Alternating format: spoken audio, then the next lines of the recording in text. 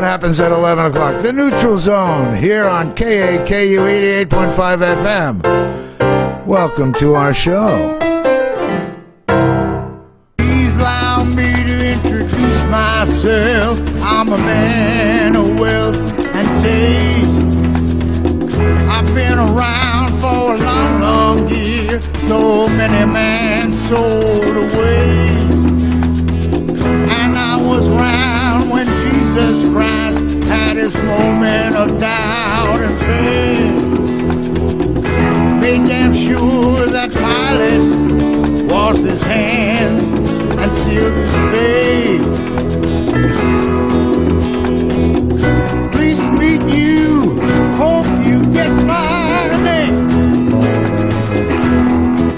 But what puzzling you is the nature of my game. Oh, that's very interesting to me. This is Jason Schwartz. I'm here with Doctor. Should I say Doctor? No. Okay. David Bruce Leonard. Here on Maui, many people know David. David is the director, founder of the Earth Medicine Institute, and is an acupuncturist and works in herbal medicine, and has all kinds of things that he does as well with him and his partner, all kinds of stuff. So, firstly, welcome to our show. Thanks, Jason. We're in a funny format here because we're on radio. For those of you who can't see, David is 8 foot tall, or can't see. You're 8 foot tall and 7 feet wide. Only my self-image. If you're on Facebook Live, you can see us. You can also watch afterwards at MauiNeutralZone.com. See all of our shows. We have different kinds of things, and although we're neutral zone, of course, you know, we're not neutral. And I was having a guest this week. We were going to talk about film. Barry from the college who teaches world cinema.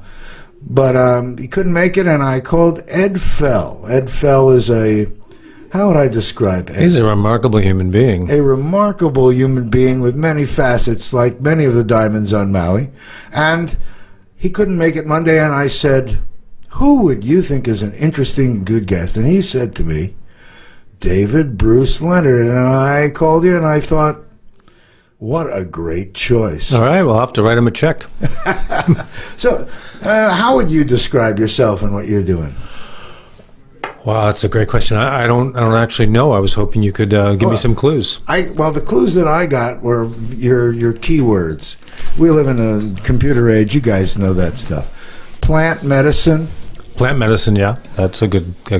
Sexuality, which is human sexuality. Self-defense and self-defense. Yeah, those are three big arenas. Yeah.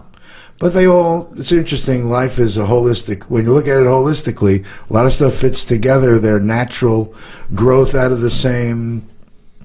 Yeah, absolutely. Well, you know, the way I think of those things where the overlap is the way we navigate our nervous system, is the human nervous system. So a lot of, with the plant medicine, a lot has to do with gathering protocols and nature skills. And how we kind of hack our nervous system to navigate the natural world, and also the reclamation of our bodies. And what do you mean by hack our nervous system? Well, I have a theory that traditional cultures, that the techniques used by traditional hunter-gathering cultures essentially hack the nervous system, allow us shortcuts into how to enhance our own nervous system. Meaning stimulants to create more activity or build more energy? No, I don't mean substances. I mean specific techniques for hunting and gathering. Oh. So a lot of what I focus on is the way we navigate adrenaline in our bodies. And the adrenaline is kind of a contiguous thread through plant medicine, through sacred sexuality, and through self-defense. And because we live in our nervous systems, and our hormones and neurotransmitters dictate a lot of how we show up in the world. And so plant gathering practices, there's things like peripheral vision, there's what I call locus and focus, which is where we focus on our body. And traditional cultures use these techniques, these specific techniques, to increase the amount of data that we can absorb from our environment. Okay. I'm just going to make you a little louder. Okay. Yeah. You're good. And in sexuality, a lot of the way we navigate our sexuality is about how we can embody a parasympathetic, relaxed, comfortable state. And in self-defense, it's how we navigate our adrenaline. So these are all different ways it's the same nervous system, and the human nervous system is universal. But these skills will cross boundaries. The skills that we learn from self-defense can enhance our sexuality, and the skills we learn from our sexuality can enhance our nature skills. Am I confusing? No. I want to make sure you're a good distance. Notice how I'm about this far. Got it. When you get it, you're more echoey, and I just want them to hear the presence of what you're saying. So Great. Great. How did you get into all this? I mean, I always think about my ex-wife, when I just got married in 1978, went to California Acupuncture College, and I was the guy holding up the cue cards. Oh, great. 3 Tsun lateral, Exactly. all kinds of stuff. But I didn't retain. But I've been introduced to herbs and acupuncture long ago, and it wasn't always an easy road. I'm sure that it's become a growing acceptance in the Western culture. And so when I'm hearing that, I was wondering, where in the 3 things did you have a passion that put it together? I started out, I've always done sacred sexuality my whole adult life. But I was in Asia as a young man. I was 21 years old, and I was in Kathmandu, and I was walking down the street, and I had this epiphany that I should study acupuncture out of nowhere. So I went to a store and bought some needles and found a teacher and bought some books. And then I came back to the West and put off my education until I was 30, at which case I went to 5 Branches University in California. Wow. And studied there. Yeah. So, and then in acupuncture school, I fell in love with plant medicine. And that's been an abiding passion ever since. That's good. So you are, I guess you'd say, a proponent of... There are solutions in the natural plant world where pharmaceuticals are manufactured and created to simulate the plant medicine that has been found to be effective, but these things can be patented and identified as theirs, so it becomes a product where you can't take a leaf or a piece of bark. Right, and patented. Well, they're working on patenting those things. Are they? No. Yeah, I think so, yeah. But no, I think it's all good. I think all tools are good. I think Western medicine is awesome. I think I'm not crazy about corporate medicine, but Western medicine is incredible. I think Chinese medicine's incredible. I just got back from Vietnam a few months ago, and their medicine's amazing. Amazing. How does it differ in its orientation, would I say? It's very similar to Chinese medicine, except that it's more integrated with Western medicine than Chinese medicine is here in the West. But also it's more about cleansing. Traditional Chinese medicine moves more into balancing, but Vietnamese medicine, which comes from Chinese medicine, is much more about cleansing. So the theories are a little different. Same acupuncture points, same herbs, but quite different approach. Cleansing, meaning whatever in your body isn't good to get it out of detoxifying, yeah. Whereas you're saying that Chinese medicine would tend to focus more theoretically on balance rather than cleansing. So not necessarily getting anything out, but just making it more balanced. It might get things out, but the way they're describing it is different. So here we have these 2 different variations on modality, and I think that the word, last week there was mention of traditional medicine versus conventional medicine. Yeah. Versus, it's very unusual.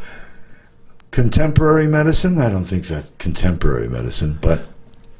Yeah, so they for a while the trend was to call it alternative medicine, and now we're calling it integrative medicine, and ultimately it's all just medicine. Right. And there is no alternative, but... Right. Do you use diet as part of your strategy? I imagine somehow. I do. Yeah, a lot. I'm a flexitarian. I'll eat anything, but I'm primarily vegan. So I never heard that word, flexitarian. Flexitarian means I'm not dogmatic about my food choices, but I'm at home. I'm about 90% vegan. Yeah, and a little bit of dairy. And if I'm out, I may eat meat or whatever. I don't buy meat at home. Now, I understand that I looked in the records here, you're about 83 now, so looking good for 83. No, it's not true, folks. No. So you're in good shape, and you live what you speak and work about, which obviously is... I used to find it funny when I went to the doctor with my father, and the doctor would be the smoker who died early and had the heart thing. Right. I believe in making informed choices. I don't personally think there's any morality in health myself. I don't think that healthy people are better than unhealthy people. Mm-hmm. I think that, but the trick is, of course, being accountable and taking responsibility for our choices. Yeah. And it's nice. I always like to put in enough information so the people that are making choices have something to really see. Statistics that are so clear. Yeah. I've been reading about, the title of the book was How to Not Die. Nice title. Yeah. And it was a bestseller. And so I'm just reading it just because I'm starting to work with hydrogen, HHO machine, all kinds of other stuff.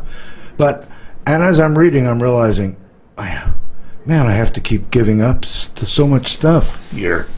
And then I'm realizing it's really a choice. We have choices. There's only behavior and consequences. There's no morality in what we put in our bodies. Personally, that's my opinion, Well, I'm with you. And so, my experience with myself and with my patients is that slow is better than fast in terms of change. And, if we take away a pleasure, we have to replace it with another pleasure. Hopefully healthy pleasures, but we're going to get X units of pleasure every week. So we're either going to do it by beating the dog, or eating junk food, or by exercising, or by having healthy sexuality, or whatever, I've always asked my doctor, I'd like a prescription for sex. So you would prescribe, I imagine, healthy sexuality as being a really important part of... Absolutely. Yeah, it's part of our birthright as human beings. It's amazing that we can... Isn't it amazing to watch the way a society has viewed all this stuff over our lifetime? I know, and we're so schizophrenic around sexuality in the West. I've taught in Europe a lot, and they are much, much healthier in terms of their approach to sexuality. They're grown-ups. Here we're very schizoid. We'll go from having too much sex in the media to having this deep shame around it in our private lives, so it's an interesting dichotomy here. And the definition of relationships. I mean, I have a partner this is 25 years. Congratulations. Ariel. And I love Ariel. But no, we never got married. And sexuality is part of our movie. But you know what's worked really well? Mm-hmm. Maintaining a distance, like Mick and Bianca. It's like life has, and there are groups on Maui that I want to say practice, but have polyamory, meaning multiple partners, and all kinds of groups. Healthy, happy people exploring things that. There's no one size fits all. I mean, I've seen it like waves, even in like I say.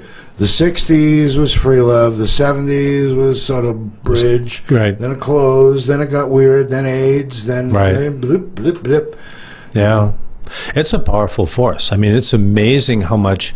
Freud was right. He was absolutely right that our sexuality is a huge driver in our behavior. And it's like fish don't know they're in water. We don't realize how much our sexuality runs us.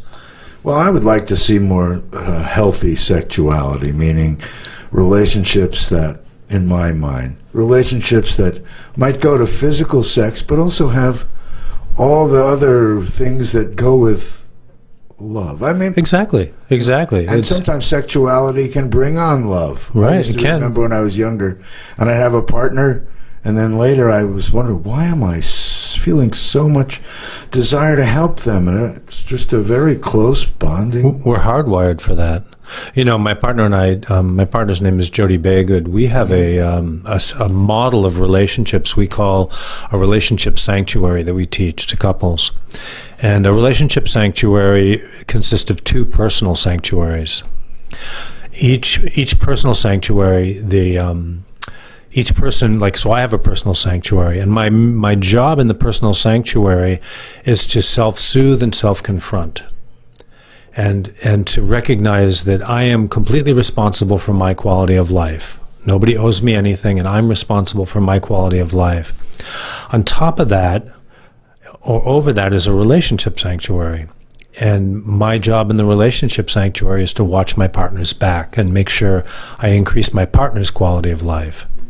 So these two things is kind of an older sort of a 50s or 60s model of relationship where we watch each other's backs, and then there's sort of a 90s or 2000s model where we have to be happy ourselves in our personal sanctuary. So it's a balance. Well, it's interesting. As I'm listening, now I'm older and I'm thinking 50s and 60s. Okay, that's me. So, so I had a very, I want to say traditional, but I had a mother and father that watched each other's backs and taught love and caring and responding and, how. And now in the 90s, you say it's more like me. Well, it's more like, what do they say? Yeah, what do they say? You can't love other people if you can't love yourself, which is stupid, but that's what they say, right? There's since the internet come, I don't know if I can equate it with it, but since the internet, where there's more information, for more choices for people to learn, there's not as much depth going on. People aren't.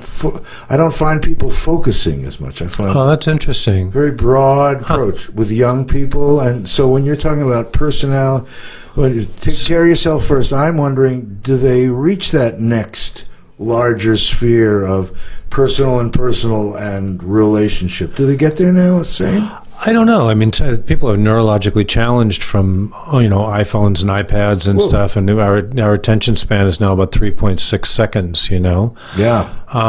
But I think that the process of being accountable and making sure I'm filling my own bowl, my own bucket in my life, and then reaching out to my partner is a really nice balance between taking care of myself and doing my work. We all have to do our work, and then taking care of my partner and making sure that she's, without enabling her. So I want to make sure her quality of life is increased without enabling her shadows or her neuroses.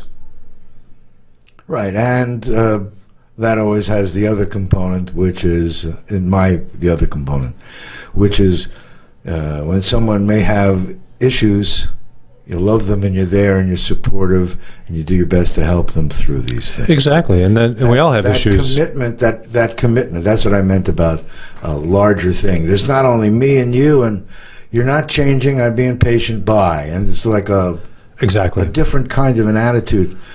Sexuality, although always honoring, I think, through all these years, does it have a different kind of weight? Do young people have more freedom or perceived freedom in sexuality? I think so. I think there's more liberty, but that kind of liberty comes with a penalty, which is a lack, like you say, a lack of depth. I think there's because we're so hardwired to be sexual, now there's much more license to be wild and crazy, which is wonderful in some ways, but it's very limiting in others because it's possible to treat our partners as if they were disposable, in which case there's not a deeper connection, and we don't get the learning to delay gratification is what defines us as adults, right? That's a very interesting parallel. Delay of gratification, and sexuality, and the way people are, and the way they go through their life. They either have all their pleasure now, or you can save your money and have a retirement, or and that's how we define children. Children do not delay gratification; they want it now, and that's how they're wired. But their frontal lobes need to develop. The prefrontal lobes, the way they think. Making them into grown-ups means teaching them to delay gratification and look to the long view of their lives and make choices. Do you ever counsel parents on how to let go a little bit? I don't. I'm just bringing it up because I know that's the one. It's a big one. You feel someone's pain. They're in your person. I don't know if that's sexuality. Maybe it is. It's a type. Yeah. It's a type. But it's like a very strong when things are happening to your kids or your brother and your sister, and you can't do anything about it, or you perceive you can't do anything. And I think as we grow older, with our siblings, we realize, or even with our parents, we realize we're separate people. We individuate. We differentiate. We have to do that with our partners, our spouses, and we have to do it with our parents and with our kids.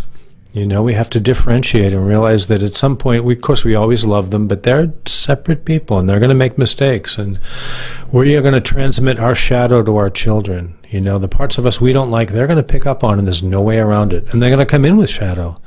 Kids are going to come in with their own shadow. But I think there's a healthy balance between kind of leading kids to becoming healthy human beings, but not smothering or over-controlling them. And I brought up, I think it's always interesting that parents, when kids are going through good and bad, there's the proud parent, but there's also the parent that wishes it could be better for their kid and live with his pain, Yeah, and it's hard. But see, that what you said, you also say in a relationship, that sexual relationship, it's important to also have your own cone of balance. Yeah, exactly. And because that's going to allow you to have that healthy. And we're social creatures. We need other people. And the social mirror, what we hallucinate other people think about us, is incredibly important. But if it becomes too important, we lose our core. We lose our roots. So that's a very, very, I hope everyone heard that one real clear. If we're concerned about what everyone thinks about us, if we're overly concerned, and we forget who and what we are, and our own mission, generate who that is, really a beautiful place to be. I call that rooting. That process is rooting, and I envision it as a tree. So who I am is my roots going down into the earth, and the branches that go out is my feelings about other people and my sensitivity to the world. Do you find that your work in sexuality with your partner and people has direct link to your acupuncture? Or do you find, like, for example, do you have clients that go from acupuncture into sexual healing teaching, or the other way much? There's, yeah, I mean, as a clinician, as an acupuncture clinician, I don't even broach those. My patients are my patients, and I very rarely will coach them on sexuality, just to keep a fine line there. But so in other words, as you're prescribed, like I said earlier, I used to say to Rick Sands was my doctor. Yeah. I say, Rick, I want a prescription for sex. And he would laugh a few times. But, a lot of people are very frustrated in some of these. I'll talk about it in a general way with my patients, but I'm careful because there's really two different arenas. Especially in the world that we see now where, so much inappropriate involvement. And gosh knows. Yeah, but there is a large overlap, because I believe that differentiation, or finding our root, is a physiological process. I think it happens in the body, and that doesn't just happen in our head. It happens with an awareness of our torso and our legs, and etc. And that acupuncture can help that process of identifying our deeper self, or our core self, somatically in our body. So that's kind of one overlap. Do you find that over the years, I imagine you have patients and you have students, like you say, separate, and in your Earth Institute, you actually teach all kinds of different things, and you have all kinds of practitioners, I want to say, working under your banner. Yeah, right now I've had a lot of people. Right now it's mostly me, but we've done big conferences, and I've had lots of people working for me, and it's really exciting. At the Earth Medicine Institute, we do earth medicine and self-defense. And then when my partner and I teach sacred sexuality, that's a whole other arena, a different website. And I see. Yeah. So self-defense, when I think of sacred sexuality, to me that self-defense comes in also. It's like having the sense of yourself and being able to defend yourself and being balanced to be able to then be able to be in a sexual relationship and comfortable about what you're doing. With boundaries, yeah. We call it sacred yes, sacred no. I see. We say you can't say yes if you can't say no. Well, I'm going to make sure to give out your phone numbers and all that kind of stuff. I'm going to kind of think about where I'm at here. We got about a minute till we go on a break. Any areas that you've been wanting to speak about, we'll start to address when we come back. But I'm here with David Bruce Leonard, acupuncturist, herbologist, etc., here on Maui. I'm Jason Schwartz. This is the Neutral Zone, 88.5 FM, KAKU, 333 Dairy Road. You know, we have I don't know if it's an affiliate, but Akaku TV, and soon you're going to be seeing some of what we do on TV with B-roll. So as we're talking about stuff, we're going to be talking about things that you'll see some B-roll. You'll be able to see what we're talking about. And we hope that will then let all you people on the television know there's a radio station. They got all these great shows. We want everyone to know that we're here. 88.5 FM KAKU. We're going to go on break and come back with David Bruce Leonard. We'll see you in just a few minutes.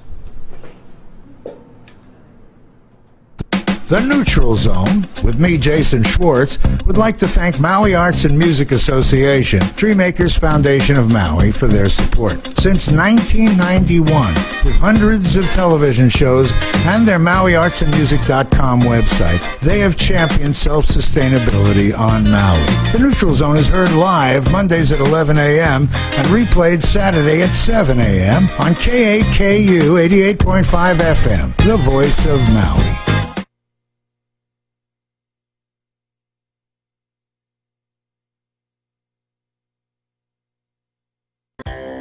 Want to host your own radio talk show? You can. Once every month, KAKU 88.5 FM offers an introduction to radio class at Akaku Plaza at 333 Dairy Road in Kahului. This introduction to radio will get your feet wet and show you what you need to do to get started. Interested?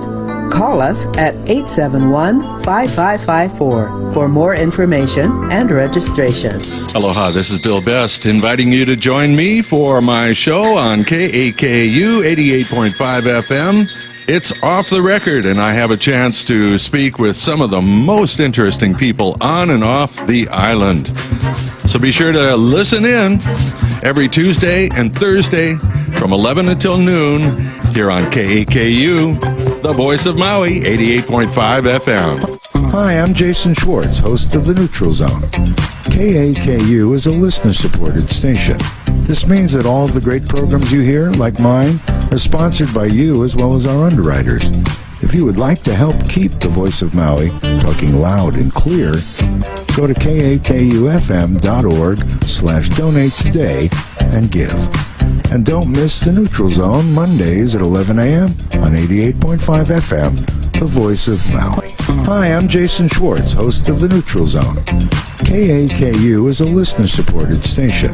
This means that all of the great programs you hear, like mine, are sponsored by you as well as our underwriters. If you would like to help keep the voice of Maui talking loud and clear, go to kakufm.org/donate today and give.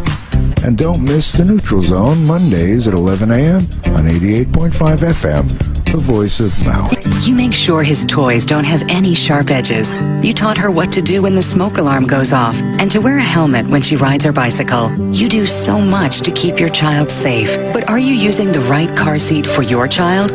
Car crashes are a leading killer of children ages 1 to 13. Protect your child's future at every stage of life. For information on the right seat for your child, visit safercar.gov/the right seat. A message from the National Highway Traffic Safety Administration and the Ad Council. Hey there, we're back. Jason Schwartz with David Bruce Leonard.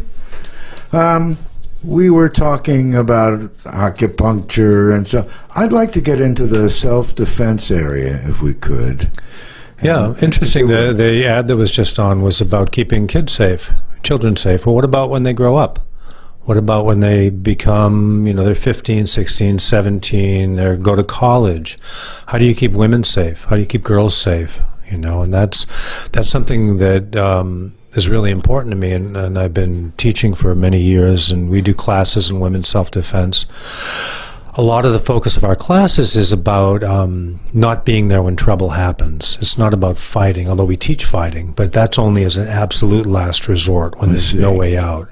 You know, we say that when violence is always your last choice, but when it is your last choice, it's your only choice. So ideally, you want to prevent, de-escalate, not be in the situation in the first place. But if you have no choice, then you need to fight. And I also think it's interesting as a perspective, people that fight and have the capability to do some damage because they're trained are reluctant to fight. They try to avoid situations because they know they have a skill that's, only meant to, I used to say, you don't use it unless you need it. And if you need it, you need to know it. So that's great. Yeah. Where do you guys do this, up country? So we teach in Haiku, and down in Kokomo Road. And we have a class coming up a week from Sunday, a women's class. We have 2 slots left. And we go over, it's kind of a full spectrum class. We go over the mind of a predator, how to de-escalate situations, reading body language, cues. Predators will say things that will let you know that they might be predatory. So there's verbal cues you can hear that'll warn you. And also a lot of it's about trusting your instinct, because our limbic system is way older than our species, and we can read, especially women are good at this, but men too, we can read situations. Do you find that in our age where every story becomes, gets sensationalized, do you teach your students to know the difference between, and really be subtle to the fact that sometimes someone isn't doing something to you, and not to alarm you, to be comfortable at some point? Well, what I always tell my students is your safety is always more important than somebody else's feelings. It's if you need to tell somebody to take a hike, if you're not sure, that's what you do. And this work also can be transformative neurologically or somatically, because what we do is we a lot of these women have been assaulted that we teach. I see. And so what we do is we put them in, we re-adrenalize them. We bring their adrenaline back up, and we teach them to bypass their freeze response. So we teach them in a dangerous situation to use large muscle groups to protect themselves. Also, in that process, what we do is we create a container that's very safe. And oftentimes in that container, in these scenarios, I have a suit I wear that allows me to take full contact blows. That I would be dead if I didn't have the suit on. And in that container, we can recreate a scenario and give the body a different outcome. So a woman that's been assaulted, we might, in a very safe setting, she'll be re-adrenalized, and her body has a different outcome to that, and that tends to modulate the nervous system and reduce the impact of the trauma. Well, how large are your groups? Pretty small, I'd imagine. Yeah, because I can only do so many situations in the suit. So we limit our classes to 8 students, 8 women. So that's a great opportunity for a couple of ladies. What kind of age range do you have in your class? It can be, we can teach younger girls, but mostly we say 14 and 15 and up. We've taught women in their teens, and we've certainly taught a lot of women up to their 70s. And you've been doing these kind of things for a while, so do you ever track the people afterwards and how their lives are, but before and after? We do, yeah. And this work was created by a man named Matt Thomas, and then I studied with a student of his whose name is Bill Kipp. And Matt has tracked over 1,000 confrontations and over 283 physical altercations and of women who've taken the class. And out of those 283, I think 6 of them lost, and the rest of them defeated their attacker physically. So that's a really high rate of success when women, even there was one woman who took the class, and 35 years later she defended herself.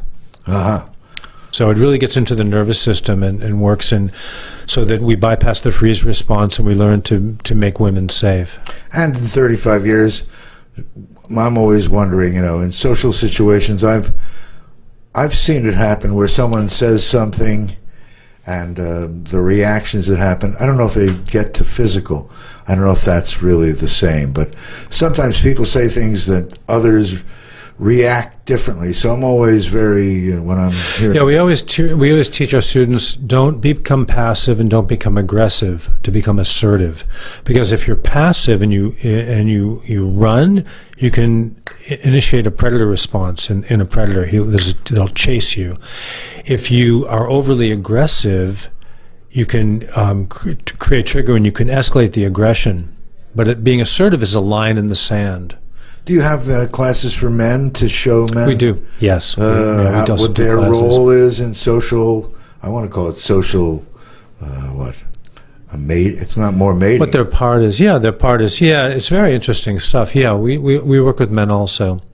And but also self-defense for men. I think our records for men, we haven't been teaching men very long. I think we have 28 wins and no losses. Men have taken the class and have been assaulted. Well, I'm thinking about the times that they're not assaulted because they're strengthened themselves and they're understanding how to be assertive rather than be in a different position, gave them a new level of strength. So our community, so it's just like when you go into a community and they say, well, the reason that people there are living is because... With me, Jason Schwartz, would like to thank No Ka'oi Motors, Maui Car Rentals for their support. Located at 181 Dairy Road across from the fire station in Kaului, they've served the Maui community for more than 30 years with services in used cars and automobile rentals. Find them online at mauicarrentals.net or at 877-3300. The Neutral Zone is heard Mondays live at 11 a.m. and again on Saturdays at 7 a.m. on KAKU 88.5 FM. We did that with no hands. I don't know how that went on, but... We're psychic. They're telling us about us. Thank you. Talking about men and situations. Men and situations. I'm always curious because I had a friend who was in Tibetan Buddhism, but he also was black belt martial arts for years. Mm-hmm. And he always made me realize that he taught everyone to recognize their ability and power so that in situations they, like you say, were more assertive, but also knew when to not be and understood their personal power and the need to be careful with it, although assertive. So absolutely, yeah. That's why I'm asking. A man I studied with, he believes that he encourages me to study beauty. And if I continuously study beauty, things that are ugly in the world will become really obvious. And then when I've dealt with that stuff, I go back to studying beauty. That's how to do this work and not become jaded. I gotcha. Yeah. Well, and you do it with a partner who I know Jody, and I think she's soft and beautiful and wonderful. So I don't think of her. I guess you probably know Lisa Teichner. Do you know her? Yes, I do. Yeah. So women and self-defense are, and they're very. You'd be surprised what women can do. It's amazing.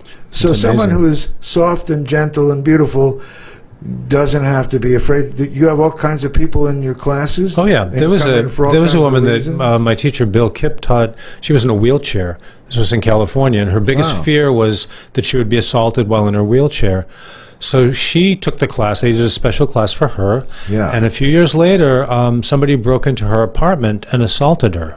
Wow. And she knocked him out cold and called the police, and he's now in prison in California. Wow. Yeah, so it's quite effective. Well, it's interesting how I'm backpedaling from absolutely, that's what I'm hearing. That's what this self-defense stuff is about. When there's an incident, you are the supreme. And it's about getting home alive, whatever that takes. And I was just thinking that my focus is on trying to not confront. But when you have to confront, win. Right. Exactly. Right. Yeah. I see. And you have to win on the street, and you have to win in the courts, too. So there's a lot of material that we teach on articulation, on the laws, on, I always encourage people to give up property. If somebody comes into the house, leave the house, just get out.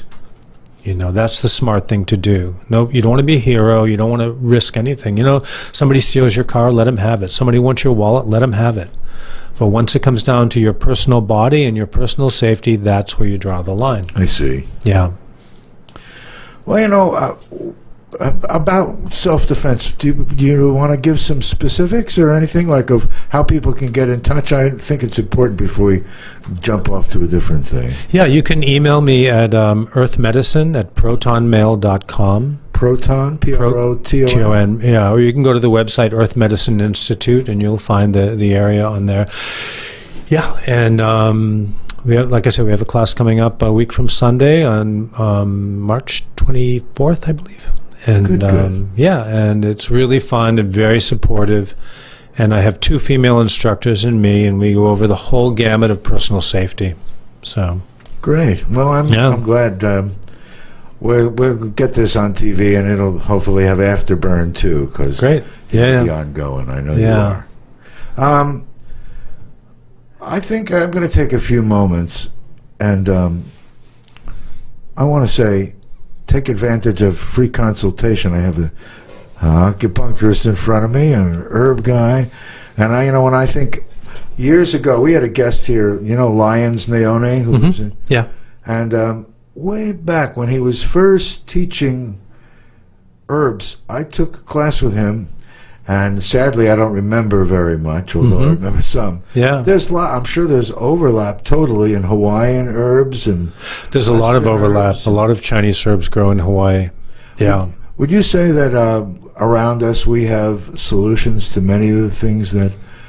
Absolutely. There's so many solutions. I mean, it's a month doesn't go by where I'll find information on a plant I've been looking at for 25 years in Hawaii, and all of a sudden there's new science that said this plant is good for this condition or this situation, So I always think about plant medicines. My ex-wife, that's my exposure and where my original thing with herbs, and there was a guy named Sidney Uden. Dr. Sidney Uden traveled the world, 108 countries, came back with herbal formulas, and was saving people from cancer, multiple sclerosis. It's funny because it was, what do they say, before its time? Because these herbal combinations might still be good. And there may be other companies doing.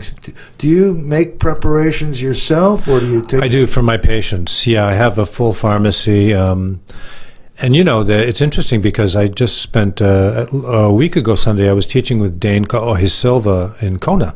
And the class was called Science Catches Up, Hawaiian Longevity Practices for the Current Age. And, many of these traditional practices, Chinese and Hawaiian practices, have their roots or have been discovered to be scientifically valid. So that's always enheartening to see that. Well, it's nice to share it and let people hear that. Do you teach that kind of stuff also? You do? Yeah. I teach here on Maui, and we'll do what we call wildcrafting certifications, which is 5 weekends. We will do nature skills certifications, which is fire starting, shelter building, star navigation, tracking, things like that. They're different. The wildcrafting is more plant medicine, and the nature skills are more survival kind of things. I see. See, everyone who hears the name Earth Medicine Institute is going to be thinking, wow, there's all kinds of good stuff. You should go up to their website and check them out. I've heard your name. I've seen your name. I've seen you around through the years. Yeah. It's interesting how so many people, we are all busy with our lives and we don't stop. I'm very glad we got a chance to sit here. Yeah, great. Let me ask you a couple of odd ones. Okay. In my lifetime, I've been around people that just cannot figure it out. Cramps. Maybe sounds like an innocent word. Cramps. Yeah. Any specific kind? She's got it. Her kids have gotten it. Her grandkids have gotten it. Oh, menstrual cramps, you mean? No. Oh. Suddenly, cramp in your leg. Cramp in your arm. Cramp in your head. Can't sleep through a single night without cramps. They say, too much sugar, this or that. Interesting. I ask every doctor since the beginning of time, and no one has figured it out. So I thought, well, let me ask a plant guy. Okay, well, there's a lot of plants that are used for cramping. And certain plant families are kind of known for those things. But there's also looking at a foundational piece of inflammation in the body, which is a little bit different than your question, but I think it sort of addresses the root of it, that a lot of many, many, many conditions in our body are correlated to inflammation. So if we when reduce... a grandkid has it, I'm just always wondering, do we have systems that have a tendency toward... Absolutely, and there could be a genetic component or an epigenetic component where the propensity is, like maybe certain foods will trigger cramping in certain, genetic lines and not in others. What kind of I want to say plant essential oils are they, or how you could in Hawaiian herbs, kava is known for relaxing muscle spasm.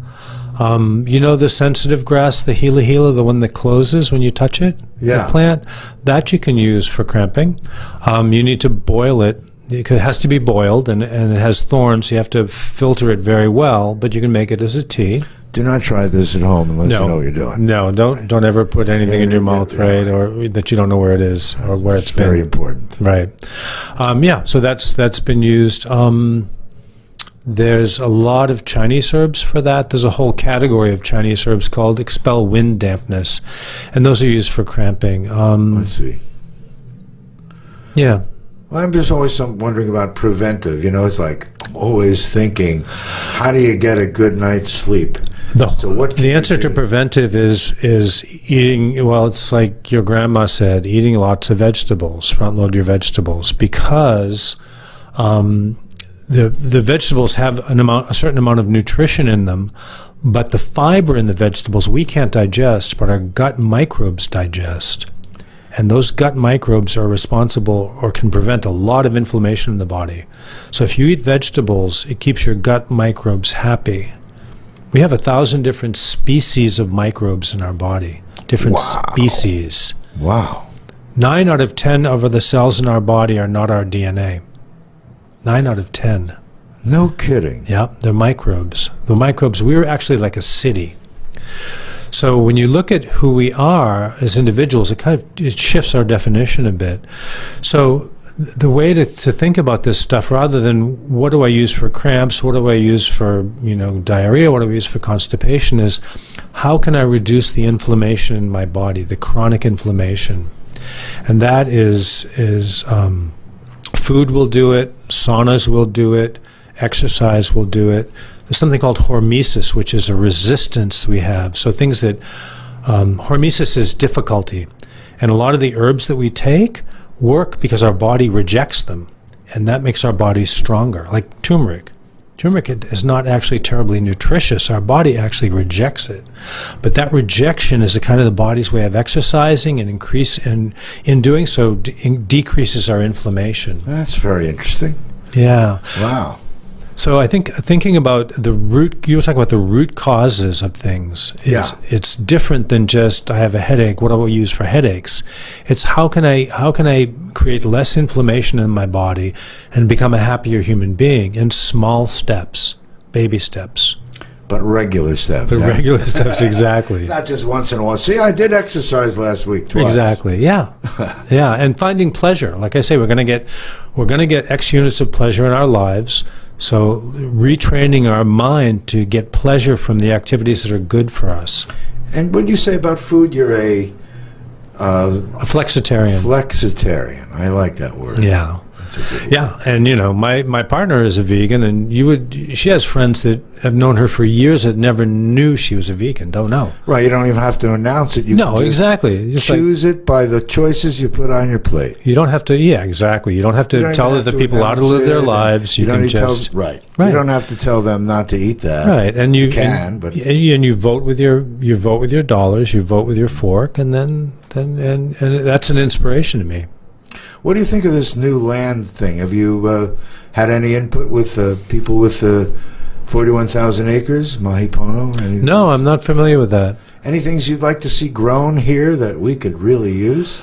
Anything organic. I mean, we need to be self-sufficient and to get under the boot of corporate Any corporate healing agriculture. medicines? I'm always thinking. Any what? I know that there's a spot on an island, to be unnamed, that has ayahuasca, which is a in the middle of the jungles. Yeah, it's quite invasive, actually. So It's contained. It's a contained sanctuary for the ayahuasca medicine. That was interesting to me. Yeah, Any yeah. other things that are grown here that may not be in that category, but you mean as that are psychedelics, or just in general? Just in general. You know, I don't garden.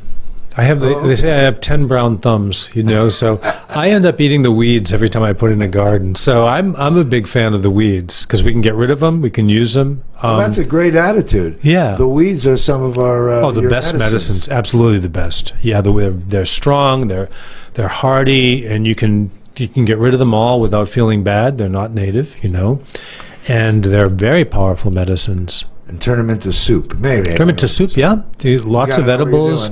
Make tinctures, make salves, yeah. Wow. Yeah. And here's now, I'm going back from cramps, which is a real problem. Many women have heard, and I guess everyone heard of candida, and most people think it as a female sexual thing, a disease.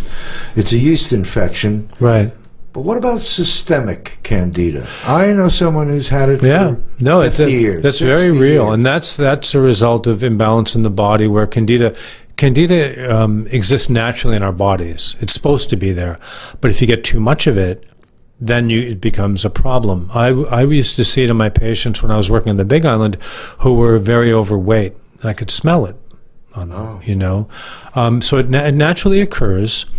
But it's the same thing, you know, eat healthy, exercise, wash behind your ears, all the stuff your grandma said, and those things, and they will naturally change. Most of actually everybody that I knew that had systemic candida who was overweight would have diabetes too, and that's treatable. To stay away from. I was wondering, because this was an ex-wife. I watched her just fighting it all the years. Could stay on a very, very, very fixed diet. But as her circumstances changed, the world doesn't kind of No, it's help. true. They have plenty of carbos And just to be clear, everybody with candida is not overweight or have diabetes. Oh, no. You know, some people have. And then, you know, there's probably an epigenetic component. There's probably a part of their genes that are turned on. And, you know, there's 100 different ways to do anything. So anybody that has that situation, I would encourage them to, you know, talk to professionals, licensed practitioners, explore options, and don't give up. Just keep trying, because something will click in eventually. Well, I've been watching, you know, that's why I'm thinking what I mentioned, the people that may have this kind of thing. Any food groups, we know they shouldn't be eating too many carbs, and they shouldn't be eating... Basically, just don't eat anything out of a box. If you just eat food, you know, grains, vegetables, right, protein, Processed legumes. is not a good idea. Yeah, the less processed food you eat, the healthier you're going to be. Yeah, and then, you know, if you eat a little meat, whatever, that's fine, but, you know, keep it organic, keep your food clean, make your meals, you know. And, you know, yeah. What do you enjoy most doing? I mean, when you wake up in the morning, do you... Oh, God, I like planning my classes. I like doing internet research on new plants. Oh. There's these, lately I've been studying these two pathways in the body called NRF2 and NFKB, and they're inflammatory processes. And a lot of our Hawaiian herbs will work with these two biological pathways and reduce inflammation. I do a lot of hiking. I exercise quite a bit, and I enjoy connecting with friends and planning trips. I travel quite a bit and study plant medicines all over the tropics. And I see from when I'm looking at your website, you sometimes go with people on your trips. Yeah, we do herb walks and stuff like that. Yeah, But I'm saying it's just you're a healthy, interactive community, natural. I'm not using the word doctor purposely, but a healthcare provider. A healthcare provider who takes the best of the modalities that you've worked with over the years. And everything's good if it's used in the right way. Absolutely. Yeah. Yeah. What do you see on Maui? I mean, you've been here now many years. Yeah, since 91. 91. And me too, I got 88. So Okay, yeah. same league. Right. What do you see going on here? I see development, destroying things that I love. I see a system that is unwilling to make tough choices to create independent agriculture. I see a system that is in some ways basically corrupt, in the sense that corporations buy influence. And it's not, And I see an incredible spirit and beauty here among people, and a lot of optimism, which gives me optimism, and a lot of potential for incredible things in the future. Well, I know that this show and what we're doing here is bringing interesting and, I want to say, great people to the public's awareness, where at some point we're going to be seeing how we all can fit together and be helping each other and self-sustainable and doing things the right way. The development and the things that get out of control, I like to think that we have to have balance here locally in ourselves, in our local systems. All the stuff that's going on at a distance is crazy. We got to just start getting to the fact that we got to love each other more. Yeah, exactly. David Bruce Leonard has been our guest here today. We only got seconds to go. It's amazing. I always think of all this music I want to play, and then I have no time. Thank you for being with me here today, David. Yeah, great to be with you. I hope you'll come back again. Yeah, absolutely. We'll talk more about different things. Thank you all for being here with us at the Neutral Zone. You can look up on our website, MauiNeutralZone.com. Listen and hear this again. Go on YouTube and know we love you, and we know that the only way that the world is going to get better is personal. You got to make your part and be part of it. So here we go. Aloha. Thank you for joining us today. See you next week.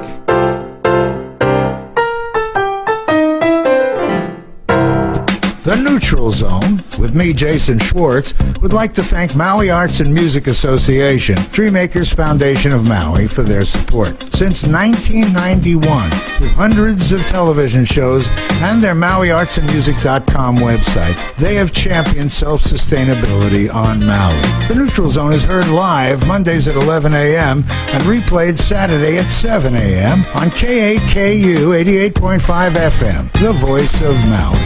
Aloha, this is Bill Best. My show Off the Record is brought to you by Maui Toyota, located at 320 Hana Highway in Kahului. New and used sales and service for Toyota, Scion, and more. For more information, call 808-877-2781 or go online at MauiToyota.com. Off the Record is heard Tuesday and Thursday live at 11 a.m.